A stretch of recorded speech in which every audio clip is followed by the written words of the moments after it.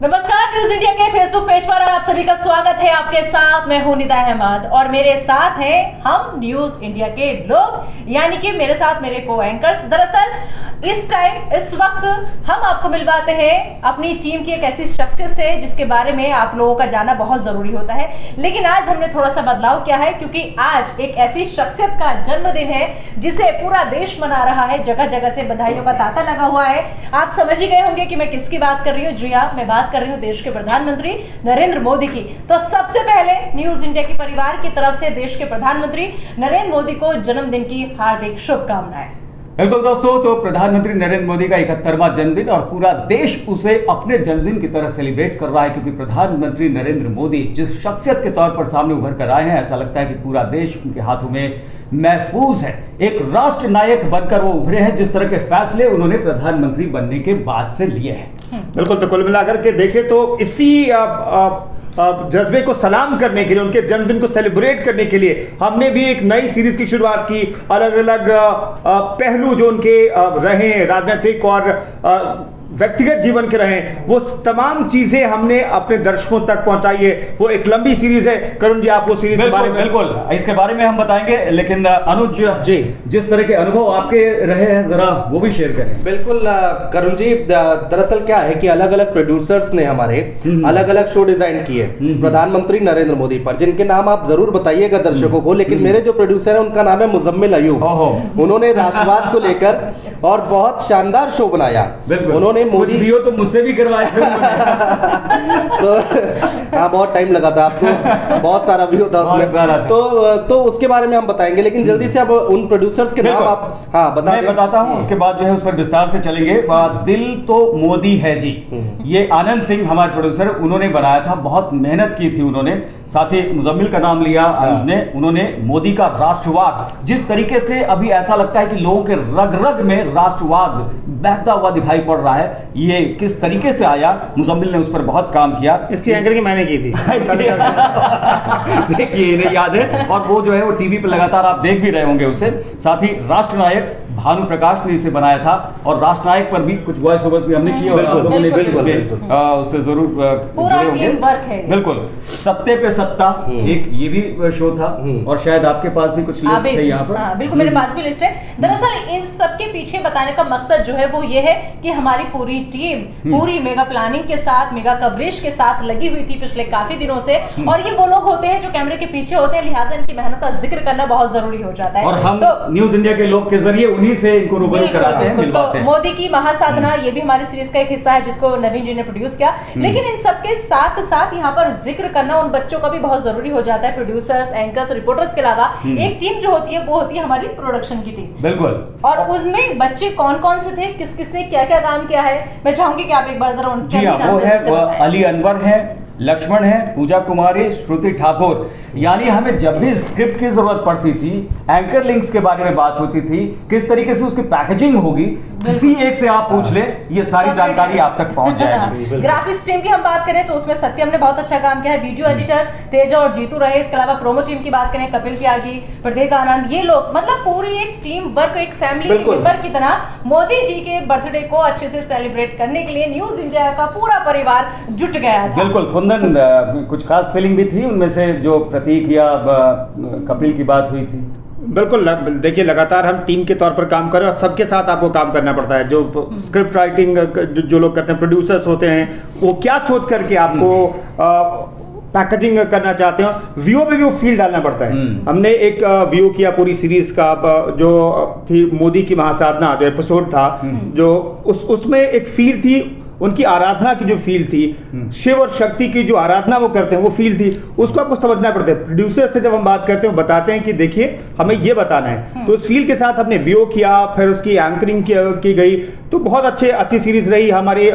Social site पर लगातार वो चल रहे हैं, उसके बारे में विस्तार से हम अभी आगे जानेंगे। लेकिन निदा जो है यहाँ पर जरा किस तरीके से ये सारे शोज बने थे, उस पर अब आप रोशनी डालें। बिल्कुल, मैं आपको एक एक शोज के बारे में, एक एक सीरीज के बारे में हम आपको बताएंगे। और उस सीरीज में दरअसल हम लोगों ने कोशिश ये की है कि प्रधानमंत्री नरेंद्र मोदी के जीवन से जुड़ी हुई कोई भी तस्वीर जो है वो छूट ना जाए। अब चाहे वो उनकी तस्वीर, हमने आपने जिक्र किया करुण ने कि किस तरीके से हमने जो सबसे पहले शो का नाम लिया दिल तो मोदी है जी, बच्चों का जिक्र आपने कई बार किया होगा, लेकिन दिल तो मोदी है जी, हम क्यों कह रहे हैं इसके पीछे कई रीजन है। क्योंकि वो जहां भी जाते हैं हमारे देश के प्रधानमंत्री नरेंद्र मोदी अपने आप को वो उस माहौल में इस तरीके से ढाल लेते हैं कि अगर बच्चों से मुलाकात कर रहे हैं तो उनके साथ सेल्फी लेना कभी नहीं भूलते हो, उनके गाल छूना कभी नहीं भूलते हो, और अगर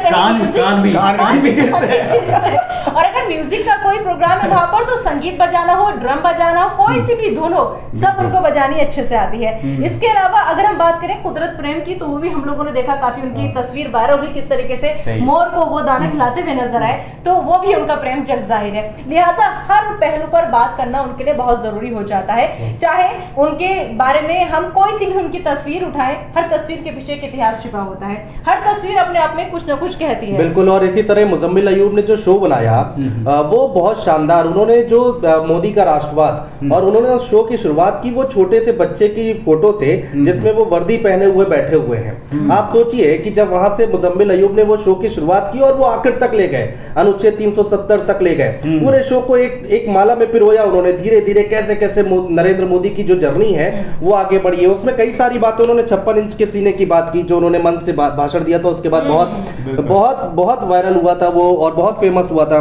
अमेरिका, रूस, फ्रांस, ब्रिटेन, चीन जो कि अब इंडिया को गंभीरता से लेने लगा है, इस बात का उन्होंने अपने शो में जिक्र किया है। इसके साथ ही साथ 3 तलाक की बात उन्होंने कही है। यूएन में जो भाषण था प्रधानमंत्री नरेंद्र मोदी का, शानदार भाषण, कश्मीर का मुद्दा जो वहां पर उठाया उन्होंने, बेहतरीन बातें उन्होंने लिखी, और क्या स्क्रिप्टिंग की है मुजम्मिल अयूब ने, बहुत मेहनत का काम है। आपको बताएं, जब एक शो बनता है तो करुण जी एक बार बताइए कि कितना समय लगता है और किस तरह से पूरे शो को तैयार किया जाता है, और टीवी पर जब पहुंचता है तो वो शो कैसे पहुंचता है, और हमारी टीम ने किस तरीके से काम किया। बिल्कुल, ये तो मीटिंग के साथ शुरुआत होती है कि हम इस वक्त में कौन सा शो रखेंगे, और शो एक बार तय हो जाने के बाद फिर स्क्रिप्टिंग जैसे शुरुआत होती है, फिर विजुअल्स को ध्यान में रखकर स्क्रिप्ट लिखते हैं कि वहां पर ये बाइट कौन सी लगेगी, वहां पर किस तरीके से वो घटनाक्रम आगे बढ़ा था, इन सब चीजों को फिर पिरोते हैं, आप शब्दों में पिरोते हैं फिर उसके बाद तमाम चीजों को, ताकि ये घटना सामने आकार लेते हुए दिखाई पड़े, आप खुद समझ सके, एहसास कर सके कि ये घटना बिल्कुल सामने हो रही है। और तब जाकर उसको चीजें हम फाइनल पैकेजिंग के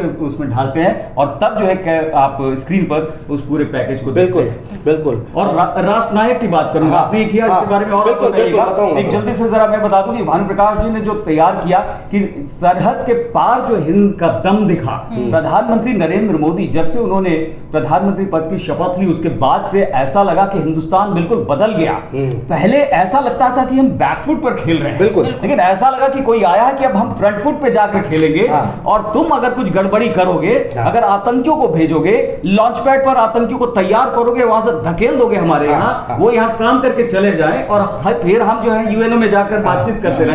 ये नहीं, फ्रंट फुट को और बेहतर कर दें कि 2 स्टेप आगे बढ़ करके वो चौके छक्के मारने में बिलीव करते हैं। जो पुलवामा में हो उसके बाद जो हमने देखा, जो उरी में हुआ, 10 दिन के बाद हमने प्रधानमंत्री ने जो जवाब दिया, घुस करके मारने का जो जवाब दिया, सर्जिकल स्ट्राइक था, वो बताता है कि वो फ्रंट फुट में नहीं, वो आगे बढ़ के चौके छक्के मारने में बिलीव करते हैं। 26 फरवरी वो तारीख जो सबको याद ही होगी। हाँ, वो है ही है। लेकिन उरी की बात कर ले, सबसे पहले तो उरी में था, ये 18 सितंबर को ये घटना हुई थी कि आप आर्मी के कैंप पे हमला कर दो। प्रधानमंत्री नरेंद्र मोदी जन्मदिन मना रहे हैं 17 सितंबर को, 18 सितंबर को ये आतंकी हमला होता है। ये पूरी सोची समझी साजिश थी। पीएम बहुत ज्यादा यहाँ पर दुखी हुए थे, भावुक हुए थे, आहत हुए थे, ये कहा जा सकता है। 12 बजे के बाद की भी तस्वीरें नींद नहीं आई थी, ऐसा लग रहा था कि 10 दिन तक वो सोए नहीं थे, जब तक कि 3 किलोमीटर अंदर हमारे जवान घुसकर वहां पर नहीं मारे, और 7 कैंप को सीधे सीधे वहां पर नष्ट कर दिया था। लॉन्च पैड से तमाम तबाह हो गए, और ये सर्जिकल स्ट्राइक एक इतिहास में दर्ज हो गई है। सर्जिकल स्ट्राइक पीएम ने फिर कहा, जी बिल्कुल बिल्कुल, पीएम ने कहा कि ये पाकिस्तान जो है ना, ये एक स्ट्राइक और सर्जिकल स्ट्राइक से सुधरने वाला नहीं है, हमें सावधान रहना होगा। नहीं, और फिर पुलवामा में क्या हुआ मैं आगे बताऊंगा। ये इसका इतिहास रहा है पाकिस्तान के साथ। देखिए ना, आप अटल बिहारी वाजपेयी उन्होंने समझौता एक्सप्रेस चलाई, तो उसके बाद करगिल अटैक कर दिया गया। जब हमने सीज फायर की बात की, उसके बाद उल्लंघन हुआ वहां पर, जब हमने शांति व्यवस्था की बात की, क्रिकेट क्यों बंद हुआ? आप तो क्रिकेट के अच्छे जानकार है सर, आप बताइए, इंडिया पाकिस्तान का मैच नहीं हो रहा है, और जब तक आप सरहद पर शांति नहीं बनाएंगे तो मैच कैसे होगा? तो ये सब इतिहास रहा है, और उसी को देखते हुए ये उसके बाद सर्जिकल स्ट्राइक बहुत जरूरी थी। बिल्कुल, और इसीलिए सावधान होने की बात कही उन्होंने कि अगर आप दोस्ती का एक हाथ बढ़ाएंगे ना तो पीछे से जो है वो वार करेगा पानी का। बिल्कुल। इसीलिए सावधान रहने की बात उन्होंने ये तो कही। आपने सुना अनुज और करुण को कि किस तरीके से उन्होंने जो अभी तक सख्त फैसले लिए, ठोस फैसले लिए हैं देश हित में, उनकी बात हुई। लेकिन इससे अतर अगर एक बात करें हम प्रधानमंत्री नरेंद्र मोदी की, तो ऐसा नहीं है कि वो सिर्फ सख्ती से ही पेश आते हैं सबके सामने। दुश्मन के सामने वो बेशक 56 इंच के सीने का जिक्र आपने किया वैसे नजर आते हैं, लेकिन अगर उनकी असल जिंदगी पर हम जाएं, जैसे कि हमने शो का जिक्र किया यहाँ पर दिल तो मोदी है जी, आनंद सिंह हमारे बहुत अच्छे प्रोड्यूसर हैं, उन्होंने पूरी सीरीज तैयार की इसके ऊपर। क्यों उन्होंने ये बात कही उसके पीछे बहुत लंबी कहानी है, कुछ बातें मैं जल्दी से आपको बता देती हूँ। दरअसल उसके पीछे उन्होंने जो चीजें डाली हैं और जिसको समझने की कोशिश की है वो यही दिखाती है कि कैसे एक कठोर दिल होने के साथ साथ दुश्मनों के लिए कठोर, लेकिन अपने हिंदुस्तान में अपने हर देशवासी के लिए उनका दिल बेहद कोमल है, बेहद नर्म है। और वो हम ऐसा क्यों कह रहे हैं, क्योंकि हमने देखा कि चीन में कैसे घंटी वाली, आपको सबको याद होगी जब वो वहां पहुंचे, जापान में उन्होंने कैसे ड्रम बजाया, हर कोई हैरान रह गया। और इसके अलावा ढोलक की थाक पर जब तक वो लोगों को झूमने पर मजबूर नहीं कर देते तब तक वो रुकते नहीं है। और साथ ही इसीलिए हम कह रहे हैं कि दिल उनका कोमल है और उसमें मासूमियत जो है वो अभी भी जिंदा है। बाकी और आगे बात करेंगे कि बिल्कुल। मासूमियत के साथ साथ एक चीज की चर्चा जरूर होती है, प्रधानमंत्री का जब भी जिक्र होता है उनका जो एनर्जी लेवल है उसका जिक्र जरूर होता है। मैं अपने दर्शकों को बता देता हूं, आज उनका जन्मदिन है 20 दिन के बाद, वो जब गुजरात के मुख्यमंत्री बने और अभी प्रधानमंत्री, करीब 20 साल हो गए, लेकिन उनका एनर्जी लेवल जो है, जो लोग उनको बहुत करीब से जानते देखते रहे हैं, वरिष्ठ पत्रकार उनसे बातचीत होती है, जो मुख्यमंत्री बने थे पहले दिन शपथ ली थी और उसके बाद अभी तक वही एनर्जी है।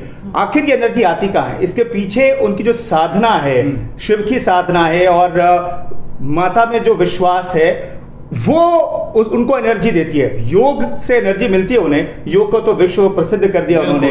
21 तारीख मजबूर हो गया विश्व ये मनाने के लिए। 21 तारीख जो है पूरी दुनिया मनाती है, पूरी दुनिया मनाती है इनफैक्ट। तो ये जो साधना से जो उनको जो शक्ति मिलती है उसका जिक्र हमने एक शो में किया था। हमने देखिए केदारनाथ के लिए उन्होंने क्या किया, वहां पर वो 80 के दशक में भी जाते थे। जो कहानी आई कि 80 के दशक में भी गरुड़ चट्टी से पैदल चढ़ करके केदारनाथ दर्शन करने जाते थे, वहां पर आराधना करते थे। लेकिन जब प्रधानमंत्री बने तो हमें याद है 17, 18, 19 तक गए वो लगातार हर साल जाते रहे। लेकिन कोरोना जो पीरियड आया तो वो फिजिकली नहीं जा पाए, लेकिन वर्चुअली जो है वहां पर जो कार्य चल रहे हैं, जो प्रोजेक्ट चल रहे हैं, उसका प्रधानमंत्री जरूर अपडेट लेते रहते हैं। तो ये जो उनकी आराधना है, आराधना की शक्ति है, ये भी बहुत इंपॉर्टेंट है। इसमें मैं एक बात जोड़ना चाहूंगा कि किताब एक मैंने पढ़ी, उसमें ये जिक्र था प्रधानमंत्री नरेंद्र मोदी की जिंदगी के बारे में मैं पढ़ रहा था। तो उसमें यह था कि वो सन्यासी बनना चाहते थे। एक समय था कि वो सन्यासी बनने निकल गए थे, घर से चले गए सब कुछ छोड़ छाड़ कर। उसके बाद एक बात जो राष्ट्रवाद की हम बात कर रहे थे उसमें उसका जिक्र था कि वो सेना में जाकर देश की सेवा करना चाहते थे। और जो मुजम्मिल ने जो शो बनाया है उसमें उस चीज का जिक्र किया है, उससे आपको अंदाजा होगा 1971 में जब वॉर हुई थी इंडिया पाकिस्तान की, तो अहमदाबाद के रेलवे स्टेशन पर 21 साल की उम्र थी नरेंद्र मोदी की। बिल्कुल। और वो वहां पर वो वहां पर उनकी सेवा करते थे। जो सैनिक आते थे ट्रेन से रेलवे स्टेशन पर उनकी सेवा करते थे। किसी को खाना चाहिए, किसी को पानी चाहिए, किसी को चाय चाहिए, तो वो व्यवस्था कराते थे। तो ये मैं छोटी सी प्रचारक के रूप में भी देखिए ना, वो कितना ज्यादा अनुभव उन्होंने हासिल किया और उसके बाद उसको अपनी जिंदगी में, जाती जिंदगी में उसको समावेशित किया है। साथ ही साथ एनर्जी की जो बात कर रहे थे कुंदन, तभी तो ये इस साधक के रूप में साधना और इस तरह से अपने आप को फिट रखते हैं कि प्लेन पे जब भी जाते हैं तो हम लोग कैसे उनको चढ़ते और उतरते देखते हैं, तो दौड़ते हुए ऐसा लगता है कि वो चढ़ रहे हैं। मुझे तो हमेशा मैं जब भी उनको ये एनर्जी लेवल देखती हूँ तो मुझे अपने घर के बुजुर्गों की याद आती है। मैं अपना पर्सनल बताऊं तो, क्योंकि हमारे जो घर के बुजुर्ग हैं, घर में इस उम्र में जाकर घर में भी चलना फिरना मुश्किल हो जाता है। 60 हुए नहीं कि वो लगता है कि यार अपने बुजुर्ग हो गए, बैठ जाने की जरूरत पड़ती है। बट उनको अगर हम देखें तो इस उम्र में भी इतनी एनर्जी। और सबसे बड़ी बात ये कि आप लोगों ने देखा होगा, कई रैलियां मैंने अभी तक देखी है, कवर की है, ज्यादा लोग 10 मिनट 15 मिनट या बहुत कुछ हुआ तो 17 से 18 मिनट में एनर्जी लेवल डाउन हो जाता है और चले जाते हैं। वो भीड़ जो सिर्फ उन्हें सुनने के लिए आई है, उन्हें वो इतना भी वक्त नहीं दे पाते। लेकिन हमारे देश के प्रधानमंत्री चाहे किसी भी टॉपिक पे 1 घंटे बुलवाना हो, 2 घंटे बुलवाना हो, बिना रुके वो नॉन स्टॉप बोल रहे हैं। तो एज ए गुड स्पीकर भी वो मुझे बहुत पसंद बिल्कुल। है। और इसी में मैं कहूंगा कि जब वो पुलवामा अटैक हुआ था उसके बाद पीएम वहां पर भी ऐसा लगता था कि बहुत दिन तक सोए नहीं, वैसे तो वो सोते ही बहुत कम है, तो उन्होंने तमाम इंटेलिजेंस और आर्मी जो पर्सनल्स थे उनकी मीटिंग बुलाई थी। इसलिए चर्चा करना चाह रहा हूँ क्योंकि जो राष्ट्र नायक के तौर पर उतरे हैं तो वो पुलवामा का भी जिक्र करना बहुत जरूरी है। किस तरीके से तमाम उस मिशन को अंजाम दिया गया था, और बताया जाता है कि जब तक मिशन पूरा नहीं हुआ पीएम सोए नहीं थे। तो उन्होंने मीटिंग बुलाई, सबकी रॉ से जो है वहां पर इंफॉर्मेशन लेकर कि कहां से ये सारी चीजें और आतंकियों का कहां है, बालाकोट को तय किया गया।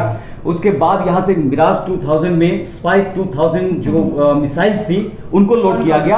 और उनकी खासियत यह है कि अनगाइडेड नहीं है, वो गाइडेड और गाइडेड भी है कि वो प्रिसाइज जो है वो लोकेशन वो उस पर मारती है, यानी वो अगर एक बार दागी गई तो वो उड़ाकर ही मानेगी। तो उस मिसाइल को लोड किया गया। मिशन को कब अंजाम देना है किसी को भनक तक नहीं लगती, किसी को भनक नहीं हो जाता है। इसके लिए क्या पीएम ने जो है ये यहाँ पर रणनीति बनाई थी कि यूएन में बहुत ज्यादा इंडिया उस वक्त जो है वो अपनी आवाज उठाने लगा। पाकिस्तान को लगा पहले जैसा हो रहा है कि आवाज उठाकर चुप हो जाएंगे, अच्छा पीएम इधर बिजी है, ये कर दो, इस कूटनीति इस राजनीति को वहां कर दो। और इस बीच में 28-29 सितंबर के दरमियान रात में इस मिशन को अंजाम दिया गया। आपके मिराज 2000 उधर उड़ते हैं, जब उसका टोही विमान पाकिस्तान का आता है तो आपके जो 2 SU-30 और जगुआर को 4 को बहावलपुर की ओर ले जाया गया ताकि लगे कि अच्छा इधर कोई आ रहा है। वो इधर गए और आपने उधर जाकर बालाकोट स्ट्राइक कर दी। ये जब पाकिस्तान का F-16 उड़ान भरा तब तक हमारे हम मिराज लौट आए। 2000 लौट आए। बिल्कुल। और जो भनक नहीं लगती, आप देखिए भनक तो हमें तब भी नहीं लगी थी जब नोटबंदी हुई थी। हमें पता ही नहीं चला रात 8 बजे होने क्या वाला है। हम लोग ऑफिस में सोच रहे हैं कि क्या न्यूज रूम में सब चर्चा करने लगे हल्के फुल्के अंदाज में कि भाई पाकिस्तान पे आज बम चलेंगे, ऐसा कुछ होने वाला है। वो ये हो चुका है, अगर आज रात 8 बजे कोई कहते सब टेंशन में आ सब आ जाते हैं 8 बजे पीएम कुछ कहने वाले हैं, कुछ कहने वाले हैं। नहीं ये एक बन गया, एक माहौल बन गया है। खैर इन सब के बीच में आप देखिए जिस बात की आप लोग चर्चा कर रहे थे उसको मैं आगे बढ़ा रहा हूँ कि जो फैसला ले लिया तो उससे पीछे नहीं आना है। CANRC की मुद्दा देख लीजिए, 370 देख, महबूबा मुफ्ती कुछ भी बोलती रहे, कोई फर्क नहीं पड़ता है। 3 तलाक कितने प्रदर्शन होते रहे पर लेकिन वो टस से मस नहीं होना, ये एक चीज मैसेज की है। बारे में किसी ने सोचा था? सोचा नहीं था, बिल्कुल। अच्छा इसमें एक मुझे लगता है कि बड़े पेशेंस वो रखते हैं कि अच्छा तुम आंदोलन करो मैं अभी तुम अपनी आवाज उठाओ, किसान उनका कहना है कि हम अपनी बात रखते रहेंगे, तुम अपनी बात रखते रहो, कहीं ना कहीं हम तुम समझ किसी को दिक्कत है, आपत्ति है, आइए बातचीत कीजिए, बातचीत के जरिए उसका हल निकालिए। तो चलिए ये तो हुए उनके तमाम अहम फैसले जो देश हित में उन्होंने लिए, सब कुछ लिए। लेकिन हाँ अब क्योंकि देखिए डिजिटल का जमाना है और मोबाइल सबके हाथ में होता है, शानदार सेल्फी के लिए भी जाने जाते हैं हमारे देश के प्रधानमंत्री नरेंद्र मोदी। जहां भी जाए एक बेहतरीन सेल्फी उनकी जरूर सामने आती है। इसके अलावा योग दिवस का जिक्र जैसे मेरे सहयोगी कुंदन ने किया कि इस उम्र में योग करना और सबको प्रेरित करना उसके लिए कि आप आइए और अपनी सेहत का ध्यान रखिए, वो भी फिट इंडिया की तरफ ले जाना बहुत बड़ी खास बात जो है मुझे ये उनकी अच्छी लगती है कि हर एक मुझे लगता है कि जो भी कम्युनिटी के लोग हैं, क्लास के लोग हैं, जो जॉब के लोग हैं, सबके साथ एक दिन जरूर मिलते हैं। मीडिया वालों से वो मुलाकात करते हैं, सैनिकों के बीच में तो अक्सर जाते रहते हैं, और साथ ही साथ बच्चों के पास, स्टूडेंट के पास जाते हैं, किसानों से प्रतिनिधियों से बात करते हैं, जो वो कहते हैं कि हमसे नहीं मिलते हैं, बात नहीं करते हैं, उनके किसान प्रतिनिधि जाते हैं, तो वो हर एक लोग से जो उनके रिप्रेजेंटेटिव है सबसे मिलने की कोशिश करते हैं। और वैसे पूरी दुनिया जो उनके कनेक्ट करने की जो काबिलियत है ना उसकी कायल है। भारत में भी देखिए वो देश के किसी भी हिस्से में जाए अपने आप को कनेक्ट कर लेते हैं लोगों से, भले ही भाषण की शुरुआत वहां के लोकल लैंग्वेज से करे वो, लेकिन वहां से कनेक्शन जो बैठाते हैं प्रधानमंत्री नरेंद्र मोदी, वो लोगों को एक दिल में जगह बना जाती है वो बात। और वो जो कनेक्शन है प्रधानमंत्री का भारत के किसी भी कोने के लोगों से, वो काबिल तारीफ है। और वोटिंग वाले दिन वोट भी इजीली पड़ जाते हैं। और इन सबके बीच एक सबसे अच्छी बात यह है कि देश के प्रधानमंत्री सबके प्रिय तो हैं ही, लेकिन माँ के भी वो इतने लाडले हैं कि चाहे उनका जन्मदिन हो, कुछ भी हो, माँ का आशीर्वाद लेना वो कभी नहीं भूलते। वो तस्वीरें भी हमने देखी हैं, क्यों अनुज? बिल्कुल बिल्कुल। और एक मैं बुक पढ़ रहा था, मैं बार बार उसका जिक्र कर रहा हूँ क्योंकि चीजें दिमाग में आ रही है, तो मेरा मन कर रहा है कि मैं आप लोगों को और दर्शकों को बताऊं जरूर। धीरू भाई अंबानी से मुलाकात करने गए थे, बहुत साल पहले की बात है। एक बार नरेंद्र मोदी, तो मुकेश अंबानी और अनिल अंबानी खड़े थे। आप सर्च करिएगा गूगल पे और यूट्यूब पे, तो उनकी बाइट भी है, उनके बयान भी है अनिल अंबानी का। तो जब वो चले गए, काफ़ी देर तक बात हुई, तो अमूमन धीरू भाई अंबानी इतनी देर तक बात नहीं करते थे किसी से। तो अनिल अंबानी ने पूछा कि भाई ये कौन है, किससे बात कर रहे थे? तो धीरू भाई अंबानी ने वहां पर बोला कि ये लंबी रेस का घोड़ा है।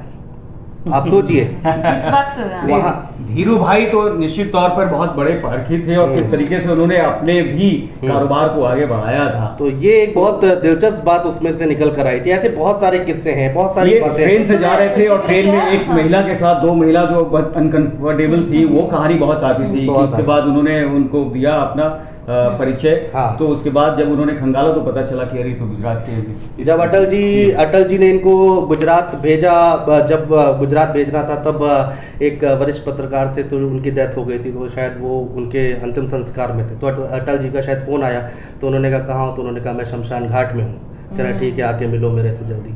तो उसके बाद उनको गुजरात भेजा गया, फिर वो मुख्यमंत्री का पद उन्होंने संभाला जाकर। तो इस तरह के बहुत सारे हाँ, किस्से हैं। बिल्कुल। और देश के 3 बड़े यहाँ पर मैं जिक्र करना चाहूंगी, जाने माने ज्योतिषाचार्य हैं और अंक शास्त्री हैं, जिन्होंने प्रधानमंत्री नरेंद्र मोदी के जन्मदिन के मौके पर कुछ भविष्यवाणियां भी की हैं उनके लिए, कि पहले से ही हम देखते हैं कि हर फैसला लेना उनके लिए कितना चुनौतीपूर्ण होता है, कितना कठिन होता है। लेकिन आने वाला वक्त जो है उसमें उन्होंने वो साफ कहते हैं कि बंगाल और कॉमन सिविल कोड दोनों पर कोई बड़ा फैसला प्रधानमंत्री नरेंद्र मोदी ले सकते हैं, ये भविष्यवाणी की गई है। इसके अलावा हम आपको बताएं कि एक चीज और उन्होंने यहाँ पर की है। देश के जाने माने एस्ट्रोलॉजर हैं डॉक्टर अजय भांबी, नस्तुर बेजान दारू वालों को कौन नहीं जानता, सब जानते हैं। अंकशास्त्री डॉक्टर कुमार गणेश ने उन्होंने कुंडली और अंकों के आधार पर दरअसल प्रधानमंत्री नरेंद्र मोदी के बारे में कुछ बातें कही हैं, ये हम उनके हवाले से आप लोगों को बता रहे हैं। वो उन्होंने साफ कहा कि आने वाले सालों में, जो कुछ सालों में उन्होंने एनालिसिस किया है, कि वो ये कह रहे हैं कि आने वाले साल जो है पीएम मोदी के लिए पहले की तरह नहीं होंगे। कई मुद्दे ऐसे हैं जो भारी विरोध और तगड़ी चुनौतियों का सामना प्रधानमंत्री नरेंद्र मोदी को करना पड़ सकता है। कुल मिलाकर के उनकी राह अभी भी आसान नहीं है। हमें तो लगता है कि जिस तरीके से 8 बजे ऐसा लगता है कि मोदी कुछ खास करने वाले, वैसे ही अगस्त के महीने में 5 तारीख को खास तौर पे कुछ इसके लिए जो आपने कही, इनमें से कोई बातें अगले साल देखने को मिल सकती है। बिल्कुल, है ना? तो चलिए, ऐसा लगता है कि वक्त भी हो गया, पता भी नहीं चला कि 20 मिनट कब गुजर गए। यहाँ पर हमें 20 मिनट के लिए कहा गया था, लेकिन हम बातचीत में कुछ ज्यादा ही आगे निकल बातें गए। ही इतनी है कि खत्म नहीं होती। तो हम न्यूज इंडिया के लोग इसके जरिए जिस तरीके से हमने बताया कि कैसे ये शोज तैयार किए गए, हाँ। ऐसे और भी स्क्रीन के पीछे कौन कौन से लोग हैं जिनका योगदान रहता है, लगातार आपको मिलाते रहेंगे। फिलहाल इस तरह के शोज भी हम खास तौर पर खास अंदाज में आपके सामने लाते रहेंगे। बिल्कुल। और जाते जाते एक बार फिर से न्यूज इंडिया परिवार की तरफ से देश के प्रधानमंत्री नरेंद्र मोदी को जन्मदिवस की हार्दिक शुभकामनाएं।